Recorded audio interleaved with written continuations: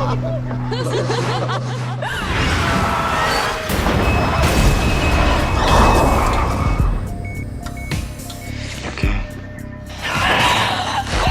Sorry, it's just me. You didn't see it, did you? You didn't see it, did you? You didn't see it. See what?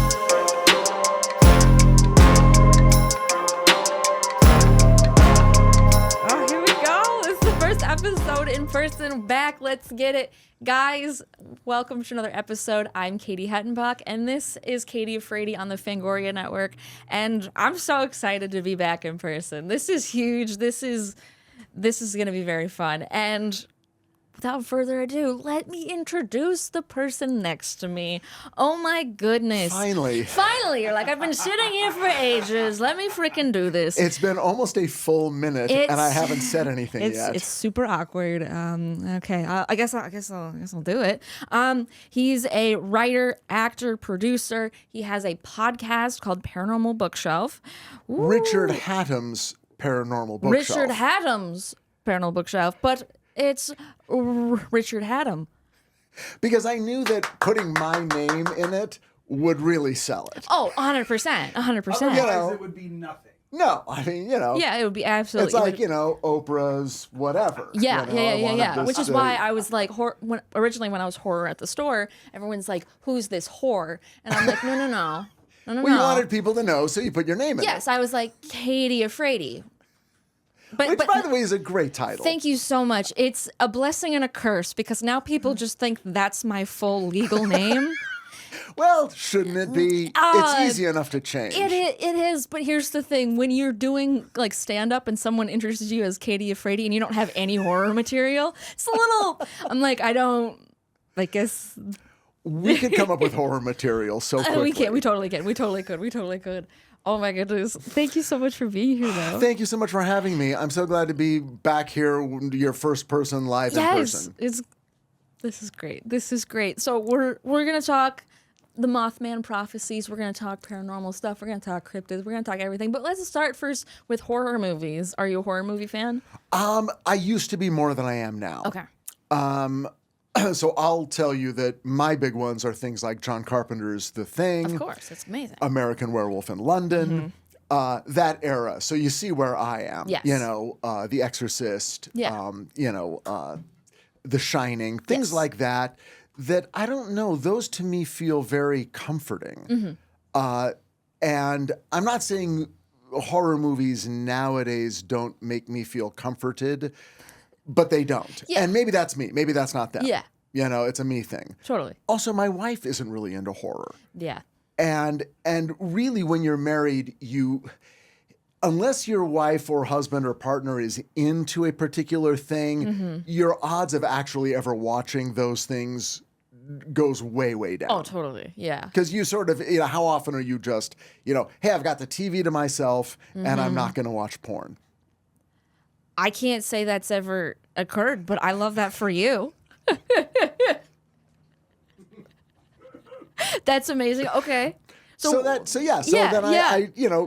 I don't end up seeing a lot, but Yeah. my kids are really into it. Yeah. I'm on to the horror movies again, Yes. not the porn. Okay, I just want to make sure. My With the kids are super into it. Thank you so much for making sure. For a minute, Richie was getting Afraidy. Yeah, it happens. It happens on this podcast. Sometimes people get a little afraidy. So, Gonna cry. so through them, I'm trying to watch more. My son Dashiell, when he was 15, said, and this was one of the times my wife was out of town, and I'm like, hey, you're into horror, we can do it now. Yeah. And he's like, oh, okay, I want you to watch Hereditary. And I'm like, this is amazing because he's not a kid who shares a lot with me. Yeah. Certainly not a kid who's coming to me with. He's like, hey, Dad, want a bonding experience? Let's watch Hereditary. Yeah. That's an intense bonding experience. Well, I had heard about it and I was familiar with it, but Okay. I had no idea what it was about. I'd never seen it. So we watched it. And after a while, I began to realize, oh, this is about a 15-year-old boy descending into homicidal madness. And you're like, Hello, 911. Hi. Right. Yes. It's like, really? Yeah. You wait till your Yeah. mom's out of town to lay this on me? So yeah. The kid becomes king of hell. The Yeah. movie's over. But I was still honored that he shared something with me. So even if that's what it was, I was. That's so sweet. Isn't it? That he was like, you know what? I might be a homicidal maniac too, but And this is how he chose to tell me. I love that. You know what? Good for him. I know. You know what? For a teenage boy to speak his mind, I know. that's big. So even if it's just through this movie. Okay, so I have 3 sons. Okay. Okay. 29, 27, and 17. Okay. Okay.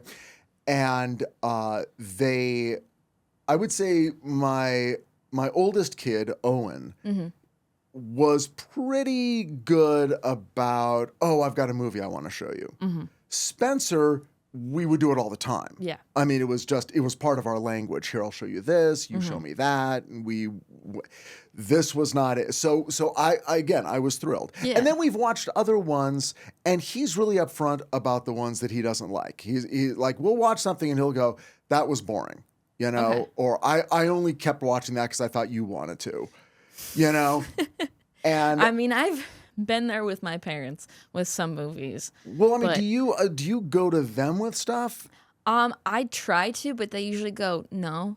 Oh, so I mean, they just shut you down. Okay. It's usually like my mom is easier, but my dad's like pretty much a stickler. But they'll be like, oh, we want to show you this movie on my birthday.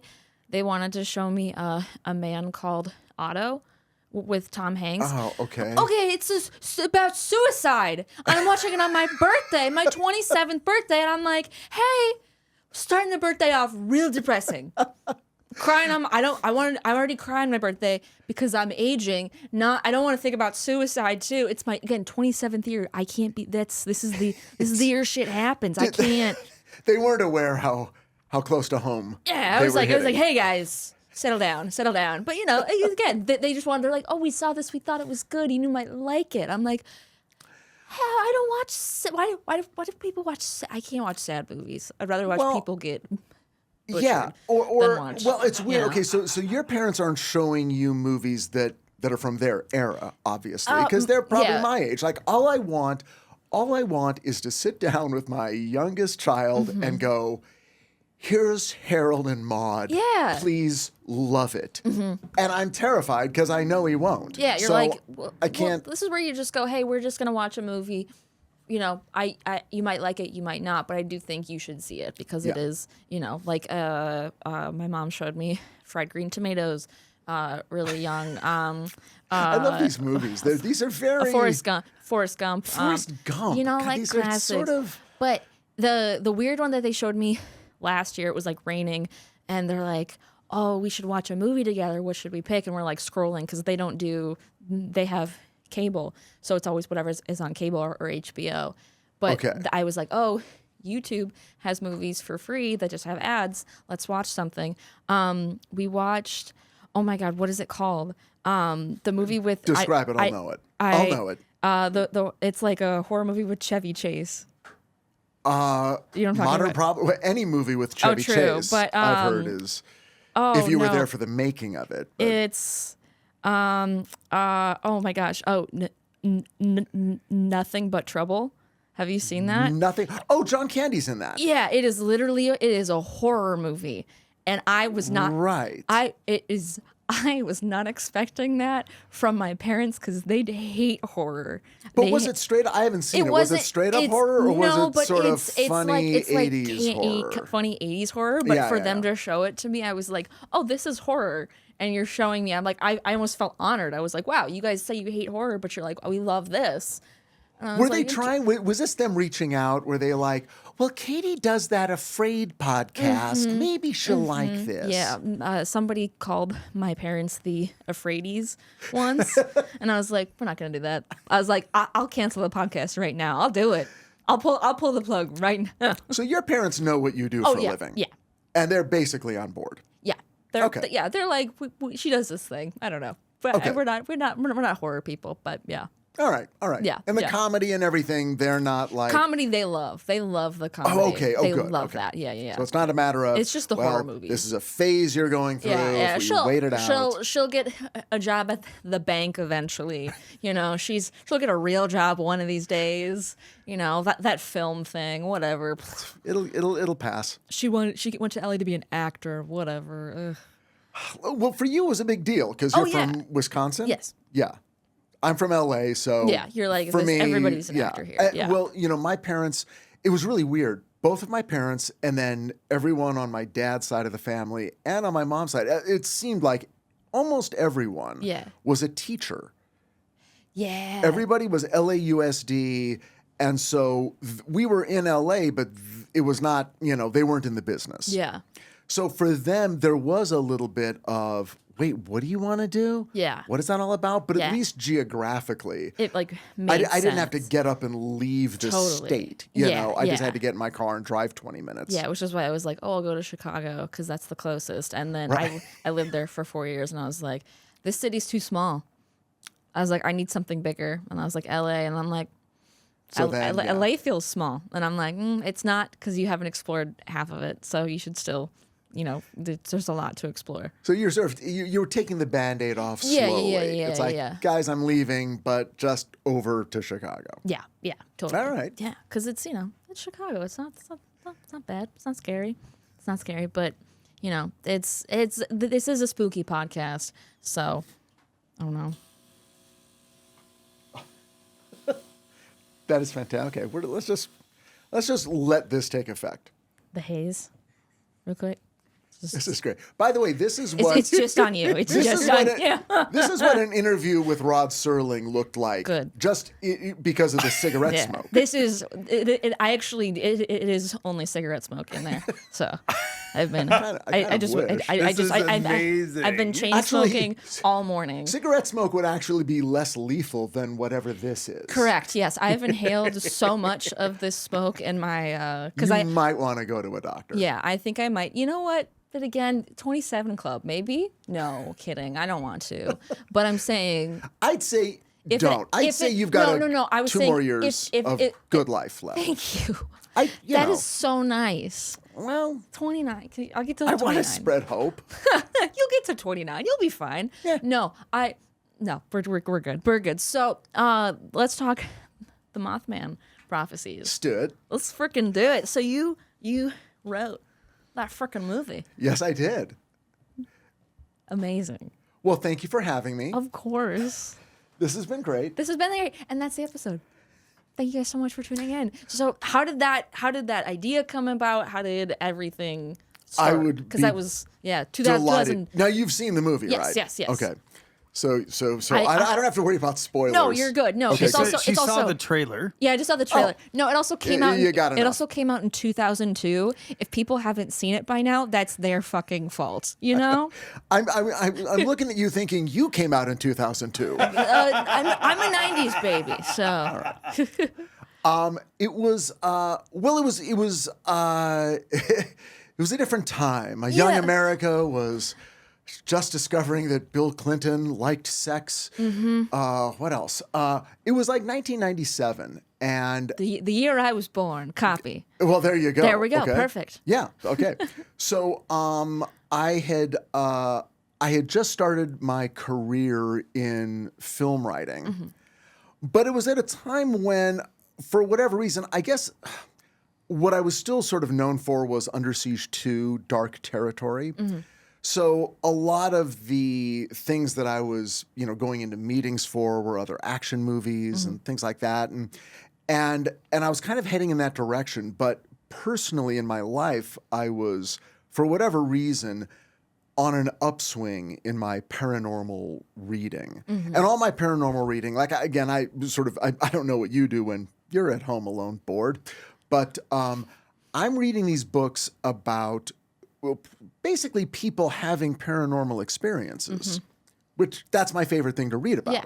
I want to so know. cool. I've never had one. Maybe you have. I've never. I worked at still the to comedy this day, store, so which is haunted, right? very haunted. Yeah, I did a ghost tour with some influencers and it's on YouTube. It's not great, but it's. Do you ever witness anything, hear anything? I definitely, in the podcast studio specifically, because it's down the basement, that's where they had the illegal abortions down there. So there's a lot of like energy regardless, and everyone. And that's all been just in the last couple of years. Yeah, totally. But it's also like it was run by the mob before because it was Ciro's nightclub and very haunted, a lot of energy. I don't know. There was a back room that had a lot of energy, and when I'd be downstairs by myself, I would always think my my boss, he was like in the other room, and I'd be like, "Oh, John's here," and I'd go and look and be like, "I swear to God, I heard somebody." And down you'd be here. like the only person in the building.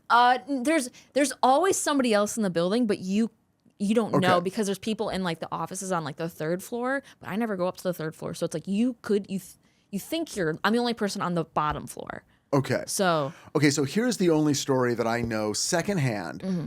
I knew a guy named Scott Nimmerfro. okay, great last name. It's a great, so Nimmerfro. Nimmerfro is a great last name. His, Bless you. Exactly. His email was Mr. Neverglad, which I always thought was really funny until the day he explained, in German, that's what Nimmerfro means. Oh, And I'm like, that's the perfect German name. that's great. That's amazing. Yeah. So Scott, God rest his soul, I worked with him on a show called The Gates. Mm-hmm. He's a writer. But he told me that he was I think he worked like sort of like a stage manager or some kind of property manager or something there at the Comedy Store. Okay. It ended up with him being there late at night completely alone. Yeah, that's when So- you get the weird shit. Yeah, and he said he was there, and he told me, he's like, I would be there completely alone, no one there, silence for an hour, and then suddenly in the room or in the hallway, a loud scream. Yeah. A scream.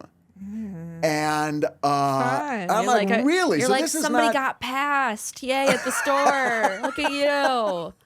Yeah, it's like this Yeah. Mm-hmm. wasn't on the street. It's like, no, it was inside the building. I mean, you know what a scream sounds like when it's Yeah. happening in the next room. Yeah. So I'm wondering if that's... Anyway, that was the story I unsettling. heard. So maybe Yeah. that's from, you know... Maybe that's I don't like some of the that. terrible I've never things. I've never heard a scream story. I've heard like people seeing there's a man in a bowler hat who's Really? He was a hitman during the when it first opened, and he sees it as Ciro's and as the Comedy Store. So if you're there after hours, he'll be like, "You need to leave. You're not supposed to be here. Get out. Like we're closed. Go." That's so upsetting to me because what does that say? It's also sad because it's Right? like it's just you're dead and you're still working. Yeah, You can't well, rest. Yeah, You- exactly. Take a rest, buddy. He deserves it. You know what? He might be a good guy. Everyone's like, he killed people. I'm like, yeah, but you know what? He might have a good soul now, okay? Well, not only Who that, but, knows? but Maybe he's hot. I don't know. what is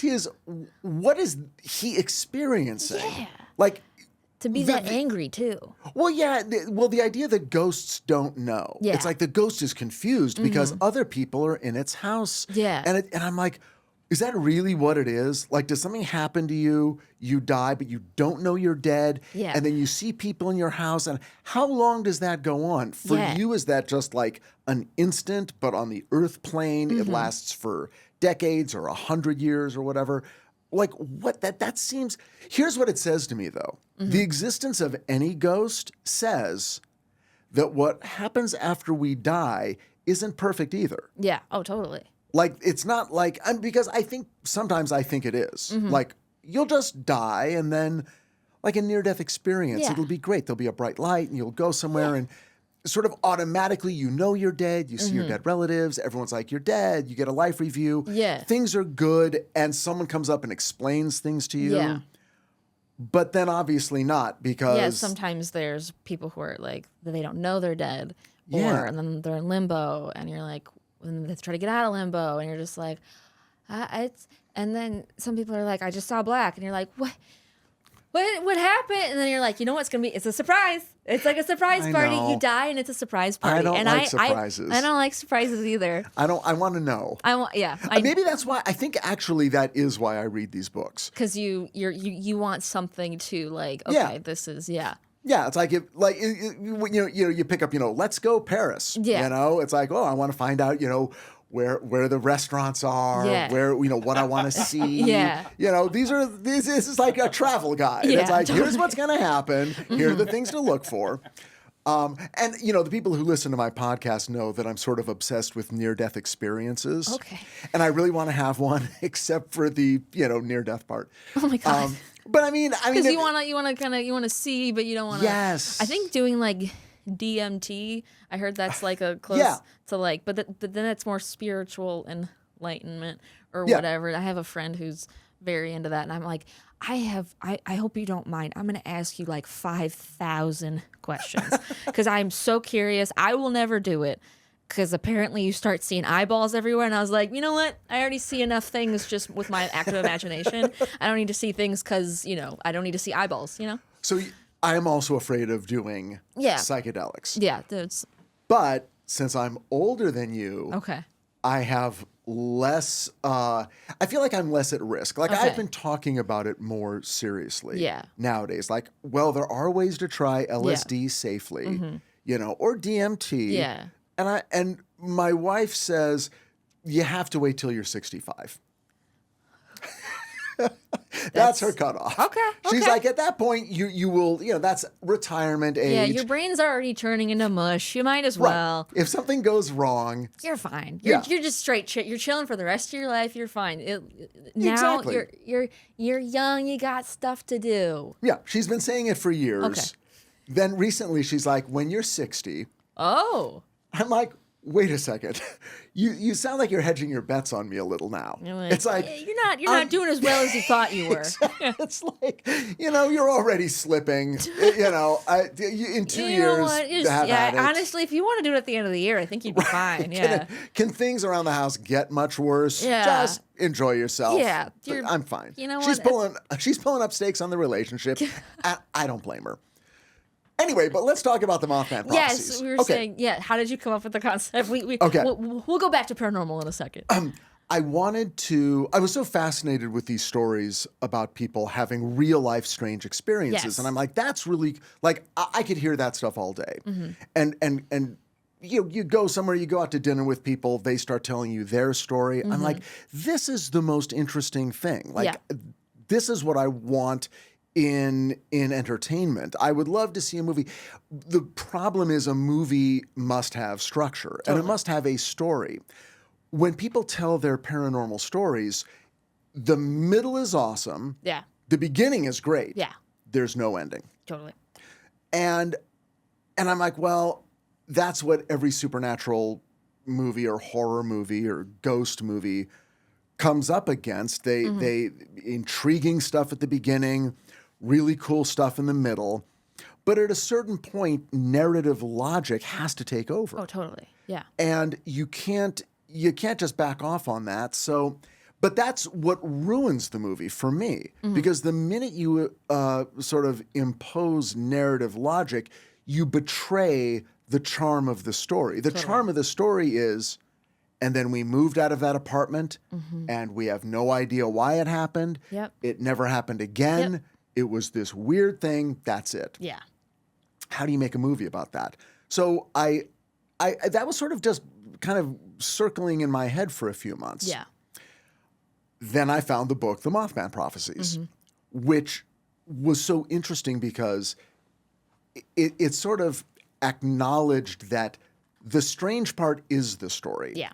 And the main character in the book is John Keel, the author of the book. And it's not a novel. It's him writing about going to Point Pleasant, West Virginia, investigating, at first, I guess it was UFO sightings. But at the same time, people were seeing this creature that within a couple of days, the local press called Mothman, simply because Batman was a television show. Yep.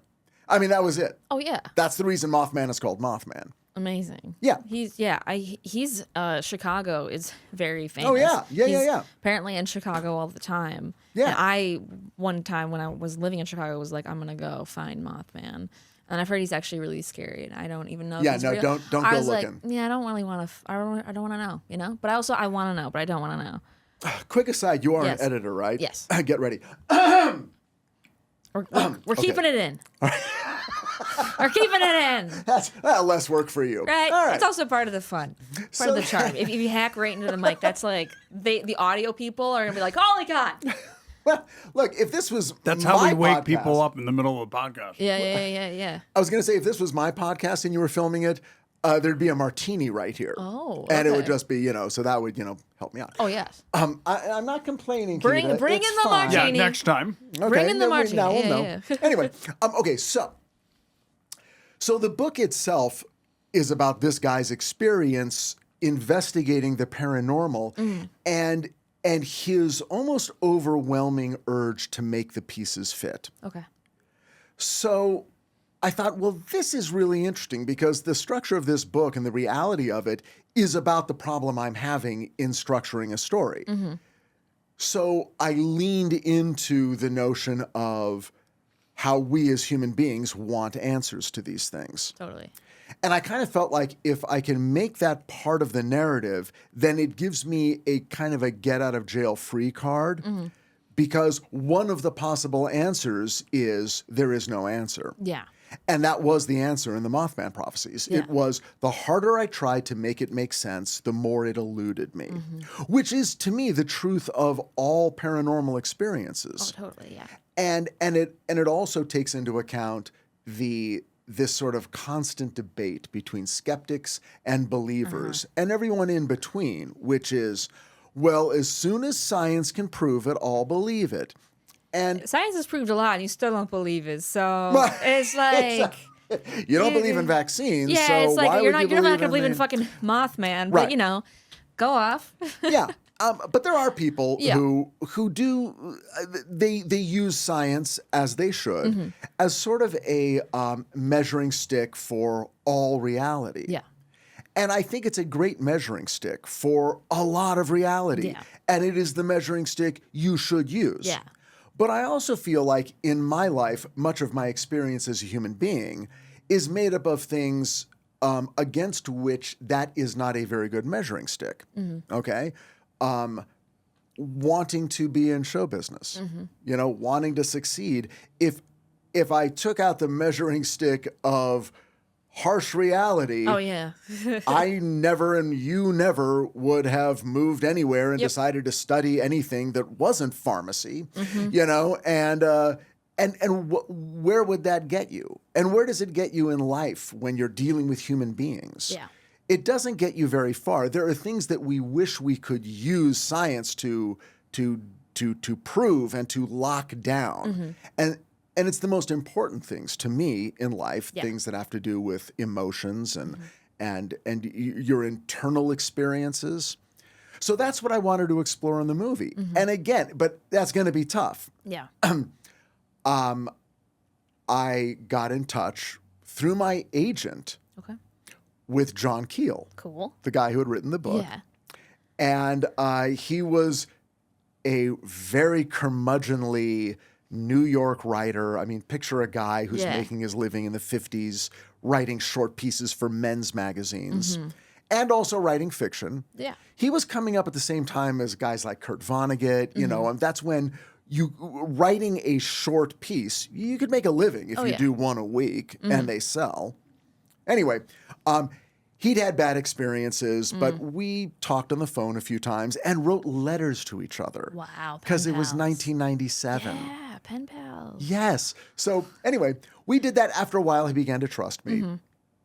I wrote the script, which was a challenging experience because there weren't a lot of movies I could use as roadmaps. But I wrote it, and then came the moment of, okay, will studios be interested in a movie that is not strictly a horror movie? Yeah.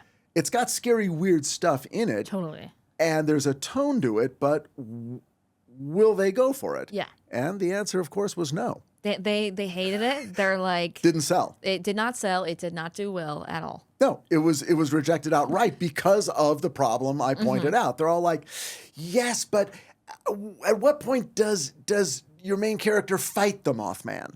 You're like, it's not an action movie. It's not Richard Gere versus Mothman. Exactly. Which honestly, that would be like a good. That would also be awesome. I feel like Tubi would pick that up pretty quick now. I think they would. That'd be amazing. Yeah, and believe me, there are those movies. Yeah, oh yeah, but this isn't that movie. This isn't that movie. So so anyway, yeah, it took another path, but it got there, and I'm glad it did. Yeah.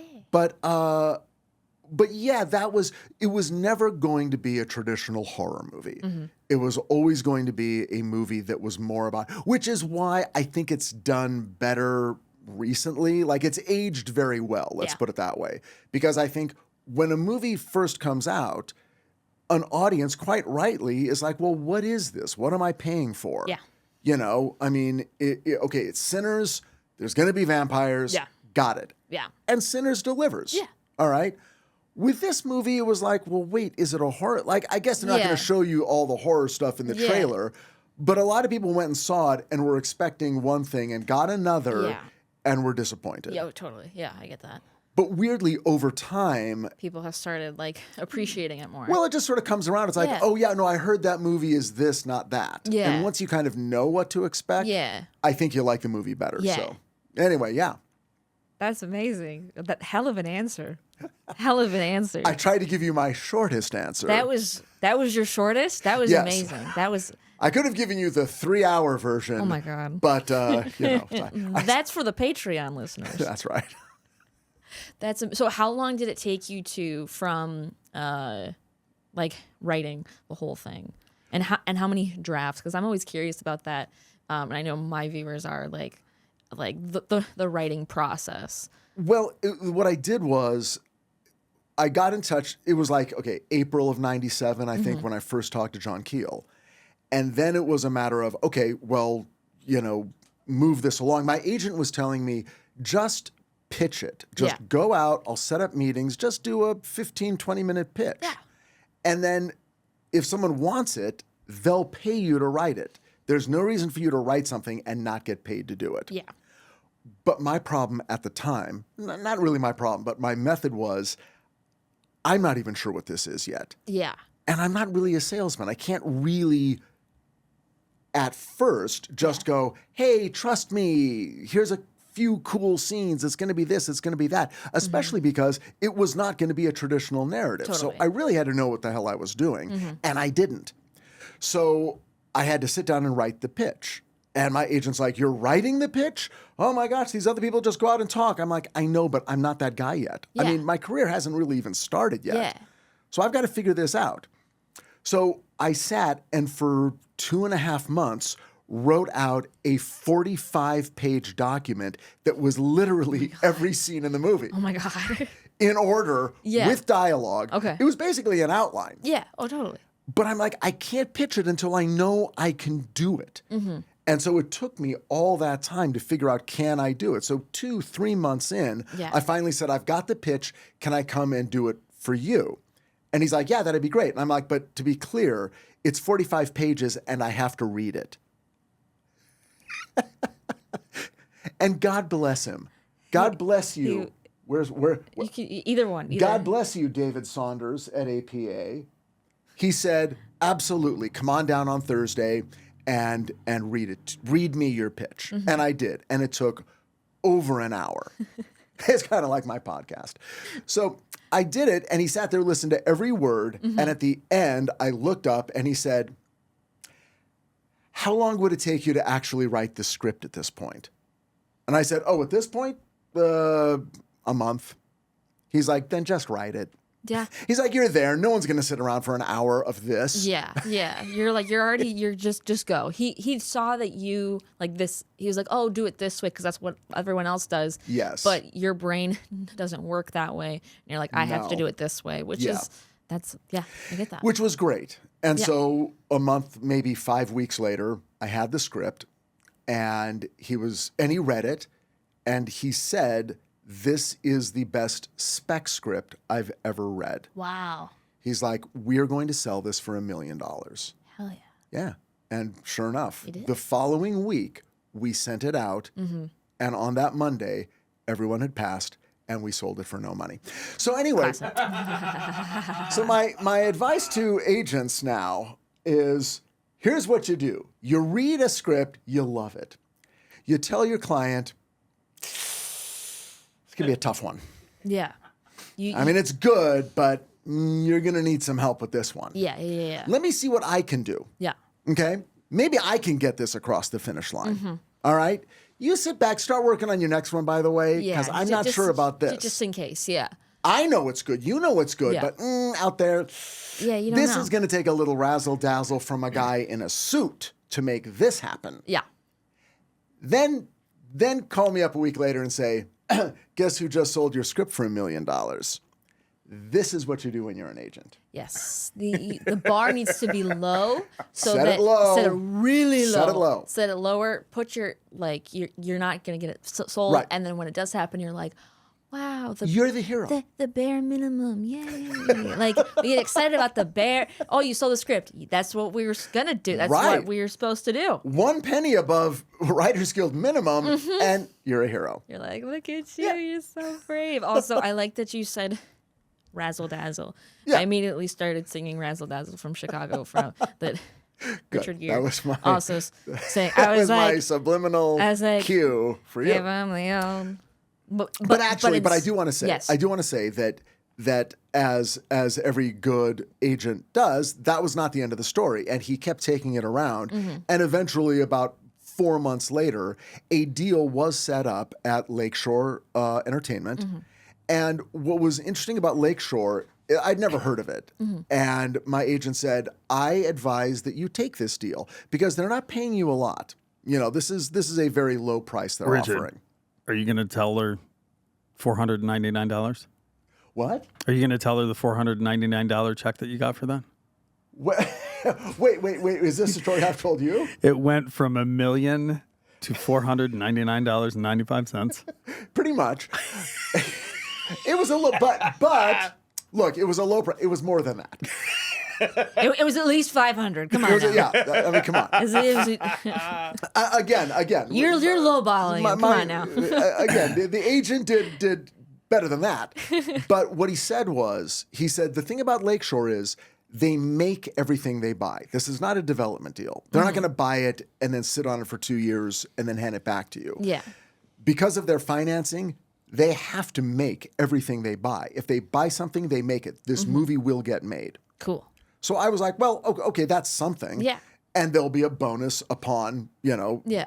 commencement of principal photography, conclusion of principal photography. Okay, great. So there will be more money to come. And they bought it and they made it. And they made it well. I mean, I was very happy with the way it came out. I was very happy with Richard Gere. Yeah. I was very happy with Mark Pellington. Yeah. And, you asked about how many drafts. Yeah. For me, there was really, I mean, I worked on it for a few weeks. Yeah. So whatever drafts I did, but it was basically one draft. Yeah. And then it went out. Love that. Then for Lakeshore, I did one rewrite. And then they said, thank you very much. Now we're going to go do our thing.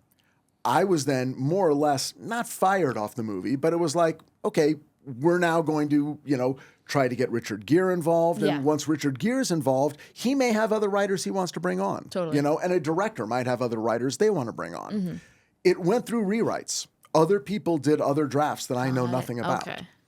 And then Mark Pellington, who had done Arlington Road for Lakeshore, had read the first draft, and then he went off and did other things. And then a couple years later, like literally 2 years later, came back and they're like, look, we're still making this movie. Do you want to do it? And he said, oh, well, let me read it. And he read one of their more recent drafts, and he's like, wait, this isn't the one that I read 2 years ago. Is this the same thing? And they're like, well, it's gone through changes. He's like, well, let me see the original script again. Let me read that again, because I remember liking it. Yeah. He went back, he read it. He's like, well, I'll make this one. So if you want to make this movie, which was ultimately, again, the rewrite that I'd done for them. Yeah. So I had still, sort of put my, signature on that draft. Yeah. And he's like, I'll do this one. And they're like, great. And by then, Richard Gere, I guess, had gone through his cycle of, well, I had writers that I like, take a shot at it. Yeah. But at that point, he was like, yeah, great, let's do it. Yeah. So they all were on board. Everyone was on board. And then, now, to be fair, Mark Pellington did say, I work with these two other writers. And so on set, I'll be with them. If Okay. changes need to be made, they'll be making it. But he said to me personally, I love your draft, and that's the movie we're going to make. Yeah. And what was I going to say? No, fuck you. I was Yeah, like, yeah. look, this is the best deal I'm going to get Yeah. in Hollywood as a guy who has never had a movie produced of his own. Yep. Dark Territory happened, but Yeah. that was a Steven Seagal movie. I had written it with Matt Reeves, and that was a different thing. This Yeah. was my first movie. So I was like, please go with God. I trust you. Yep. And he did. And the movie he made was 90% my movie. So That's awesome. And in spirit and in tone and in Yeah. everything that's important, that the sense of the uncanny and struggling with the idea that there are things we're never going to understand. Oh, totally. All that stuff is there, and it's what he wanted, and it's what I wanted, and so I was really, really happy with the way it came out. Yeah, and every time I watch it, I'm happier. Really? Okay, that's awesome. I was also going to ask, was there anything that you wrote that when you see on screen, you're like, that's not what I thought of, but I like what they did, or I wish I would have done it a different way? Not really. There's stuff that there were scenes that were written and filmed that were then cut out Okay. of the film, and I understand why. But if I'm going to sit back and go, well, you can do anything you want, it would be like, oh yeah, put in a little more of, like lengthen the part of the story where his wife is dying in the Yeah. hospital. Oh, yeah. There's a few others, but I totally get, as a filmmaker, it's like, yeah, those are the scenes you cut. You want to get him Yeah. to Will Patton's front door Yep. as quickly as possible. totally. You do. Yeah. And I'm glad they did. Yeah. There were maybe a few other scenes about his relationship with Laura Linney that I was like, oh, I kind of wish we'd gotten just a little bit more of that, but I think you get it. Oh, yeah, yeah. I think you get that. Oh yeah, there's a friendship and a colleagueship, but there also might be an emotional, long-lasting relationship that the end of the movie signals the beginning of, and I think that comes across too. So I'm really happy with it. I love that. Good. I mean, it's, I would hope you would be happy with it, but I feel like some people, they don't get exactly what, No. they envisioned. And, it's just. They don't. Yeah. Most people, especially in feature films, Mm-hmm. there's always a good chance that any individual writer who worked at any individual point on any given movie will not see what they want on screen. And they will not feel that their story is being told. Mm-hmm. I got lucky early in my career. I got this, and then I got a TV show called Miracles, which was basically the TV show of the Mothman Prophecies. I mean, it was all the same things. Yeah. It was not those characters, Yeah. but spiritually it Yeah, kind it was of the same. Yeah, yeah. Yeah, it was about investigating the unknown Mm-hmm. from a place of, okay, the stuff happens. We're not really disproving stuff, but what does it mean? Yeah. And I got to do that. So early on, I sort of, as they say, got fed. Mm-hmm. And then after that, I was able to sit back and go, okay, I did my movie, I did my TV show. Now I can just sort of work Yeah. and enjoy other people's ideas and try to help them get their thing across the finish line. And literally that's been the bulk of my career, which has been really fun. Yeah. That's been the fun part and still is. Yeah. That's the. Look. Good job. You're freaking doing it. Oh, you kids and your You're fist freaking bumps. doing it. Or sorry, would you prefer a low 5? Yes. A low 5. There we go. That's because I- my dad is a big low 5er. He's Is like he? low 5 because apparently the high 5 wasn't invented to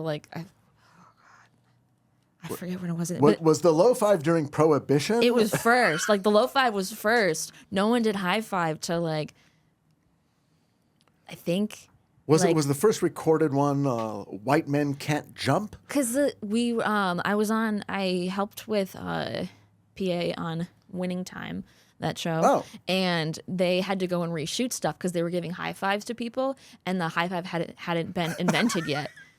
love everyone was that. doing low fives, so they had to go reshoot it for the low fives. And I was like, what an oddly specific detail, but I'm also. sorry, our 5 consultant Yeah, I was like, stepped up and said, no that's deal. not historically accurate. Like that's fascinating. Wait, so what he- year is this? I don't. The Winning Time takes place during when Kareem and Magic were on the So the 80s? Yeah, like the 80s, yeah. Yeah, I mean, that's I not swear that long I did ago high to fives in me. the 80s. That's what they were saying, that they were like, yeah, they didn't high five. And I was like, that doesn't make...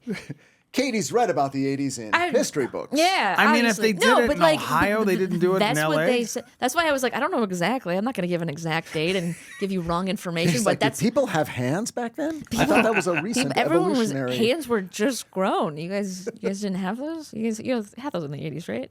No, but like that's what they said. And it was just... Anyways, that's off topic. But anyways, it's fine. It's fine.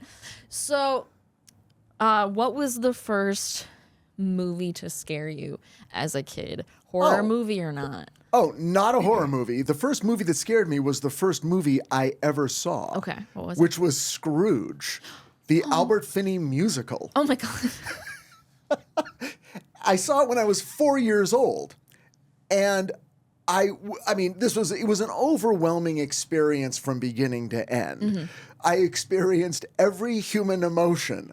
Before I was 4, I didn't know there were others besides fear and depression. Okay, that's But in good. this movie, I finally found out, there was also joy and happiness and Mm-hmm. dancing and British. Is that an emotion? Is British its own thing? Correct. Okay, I experienced British. Brave. It was, at a very young age. I Yeah. didn't know. I walked into a movie theater. I had no idea what I was going to get. That's Mm-hmm. what I got.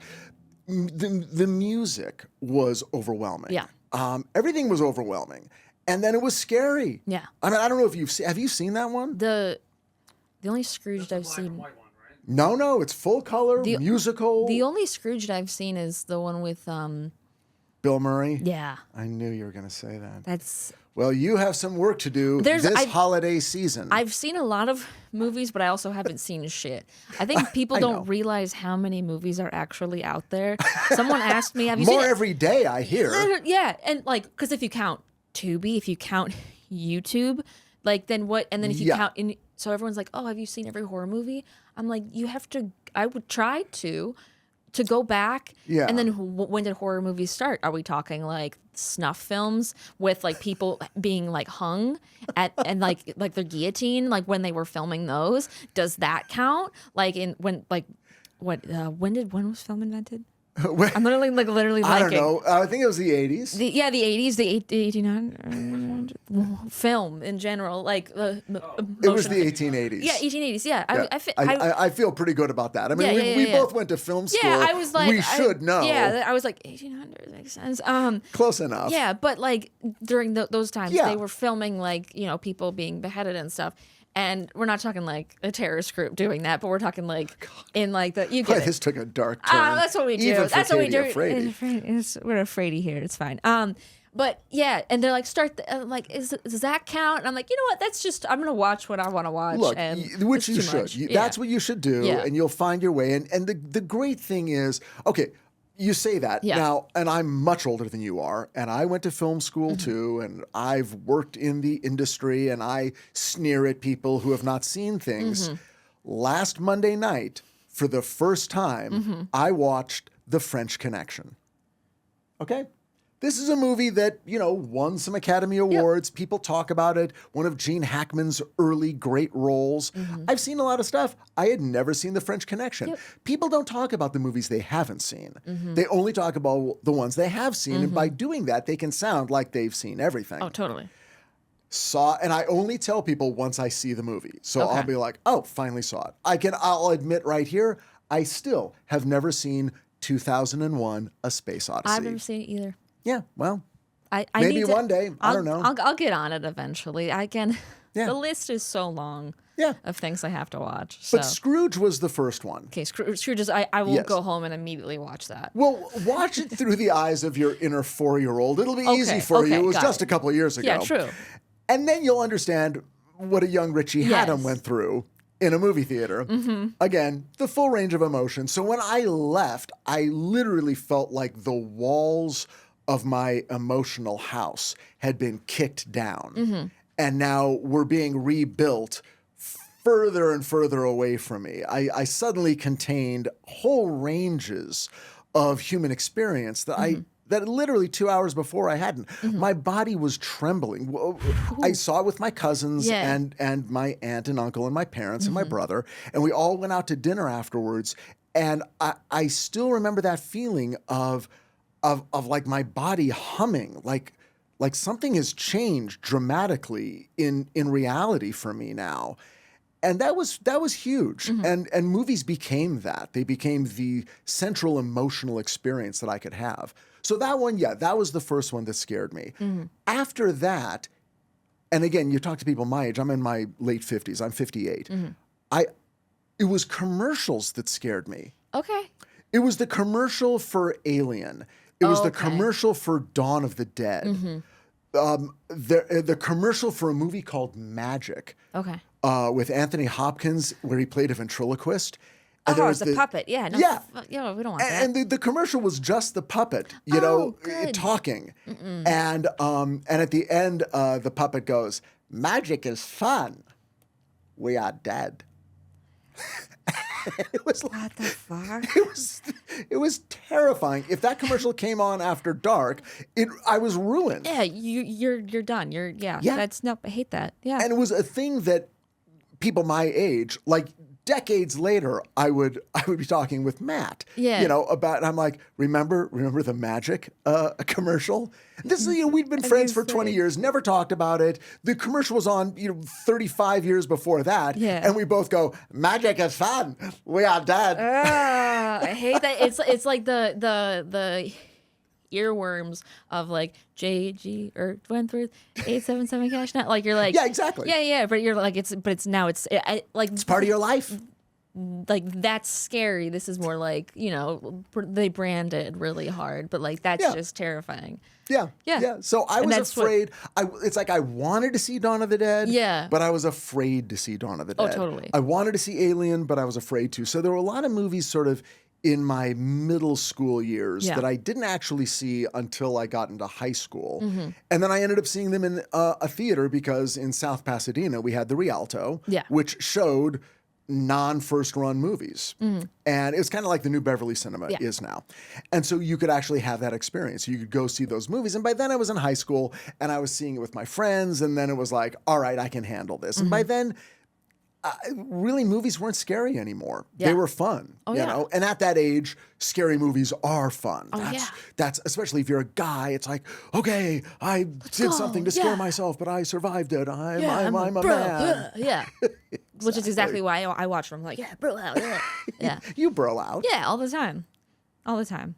What was your scary movie? It wasn't a scary movie per se, was the first movie that scared me, but Jurassic Park freaked me out as a kid. Oh, yeah, I get that. I still to this day, I know that dinosaurs are extinct. I understand that. But Okay. I still subconsciously think that there is a velociraptor behind my shower curtain. There was never a scene with that. I just think I always think That would one. be great. And then the second one is Spider-Man, the Spider-Man with Sam Raimi with the Green Goblin. Oh my that God. terrified me as a kid. Absolutely. With like the gas chamber, and when he dies, and you're just like, Well, how old were you when you saw that? I saw it probably when it came out. So that came out 2001. So you were 4. Yeah. Okay, again, where were our parents? I have an older brother who's 12 years older, so he traumatized me. Yeah. okay, He's the okay. one who showed me horror movies, and that's why I'm here. Yeah, well, I was going to say, was he the guy who showed you movies throughout your life, horror or otherwise? Yeah, he's like, we should watch this, you should see this. And he got me into paranormal stuff. He got me into everything. But I was God bless that initially guy. terrified. And he came home one day and I was watching Cabin in the Woods. And I was just like, I'm so scared. I'm so scared. He's like, it's a comedy. And I was like, Comedy. oh, but now in my head, I just think all horror is comedy. So and that's kind of, I think, why I like it. I'm like, this isn't scary. This is funny. So that's I'm just fucked up. Well, it's, you bring that up. It's like these are two genres that are matched in that they're overtly trying for a visible, visceral, physical reaction, a laugh or a scream. Totally. And they're all they go hand in hand. They go hand in That's hand. why I say comedians are the best actors, and because they understand timing, Yeah. and they make great horror actors because horror is all about timing. Yeah. And you know if it's working. Yeah. Like if you make a horror movie and you show it to an audience, Yep. just like a comedy, if they're screaming, the horror movie's working. If they're laughing, the comedy's working. Comedy is commonly used to sort of help you pace a horror film. Totally. You know, or at least down moments. Yeah. You know, which I think a lot of movies don't get. Yeah. That you do need to release the tension and bring the needle back down and then build it back up. Yep. And it seems pretty obvious, but a lot of movies don't do it. They don't do that. And then of course you have the horror comedies like Ghostbusters or American Werewolf in London. Yes. That have some scares, but also have a lot of laughs. And if you can do that, and there's not that many of them that can do it well, but that's why Ghostbusters and American Werewolf in London are two of my favorite movies. Yeah. And Abbott and Costello Meet Frankenstein. Have you seen it? I have not. Okay. You I'll watch it see it eventually. just to know it. Yes. See it with your brother, even your parents. Yeah. And you will appreciate, oh, I see. This was the 1940s example of this exact same principle. I love that. That's amazing. Whoa, we are running out of time here. But I know. getting started, I know. We Katie. could talk forever. We're having so much fun. I would talk to you all day if we could. All right. But I'll come back maybe? yes. Oh my God, I'd love to have you back. Okay, good. I'd love to have you back. Where can the people find you? And this is the point where you look at the camera and you can plug anything, whatever you want to do. Okay, you can find me at Richard Hatem's Paranormal Bookshelf. It's my podcast. I talk about paranormal books and I talk about myself. When I say I talk about myself, I tell a story from my life. It's kind of like The Moth, except it's just me. I think you'll enjoy it. The Mothman. Wow. It was sitting right there and I didn't pick it up. Well, you got it. I got you. One of us had to say it. Okay, I'm done. Continue. Anyway, check out the podcast. I think you'll like it. Richard Hatem's Paranormal Bookshelf. Amazing. Well, thank you. Wherever you buy your podcasts. Heck yeah. Same with this one. Well, thank you so much for being on. Thank you for having Of me. course. This was great. We would like to give a huge thanks to a few of our sponsors. Filmcraft Studio Gear, where you can get any gear you're looking for all production needs. Go to filmcraftla.com or you can find them at filmcraftla on Instagram. And of course, a big shout out to Fangoria. Want a copy of a Fangoria magazine? Use code Katie Afraidy 25 for 25% off. Katie Afraidy 25 for 25% off. Wow, those ads were awesome. Great. Thank you guys so much for tuning in. And make sure to like, subscribe, all that jazz. Katie Afraidy on all social media platforms. And we will see you next time. Stay Afraidy. Damn, great. Yay! Thank you so much. Thank you. That was Of so great. I course. hope I did okay. Oh my God, Oh, you that was so crushed great. it.